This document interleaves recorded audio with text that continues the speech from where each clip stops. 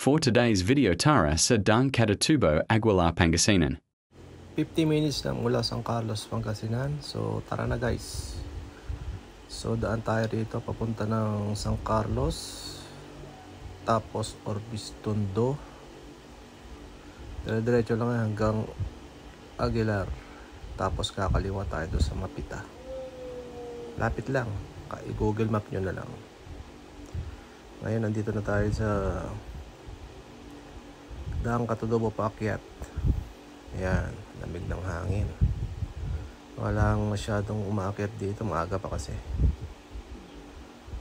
Eto, ayan, meron tayong nakasabay rito. Mapunta rin siguro sila. Wow! Okay, tuloy-tuloy lang guys. Eto, sige, drive lang. Malamig ang hangin dito, maaliwalas, walang ulan. Ngayon, eto na tayo sa may view deck. Yan, medyo mataas siya. Makikita mo rito yung mga solar. Yan daw yung ano sa Aguilar, kumukuha ng kuryente yung iba dyan.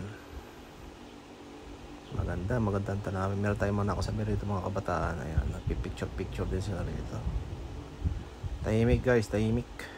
So kung gusto nyo mag-unwind o yan, kaya tara, samahan nyo ako dito sa Mapita View Deck. Ayun lang guys, ride on.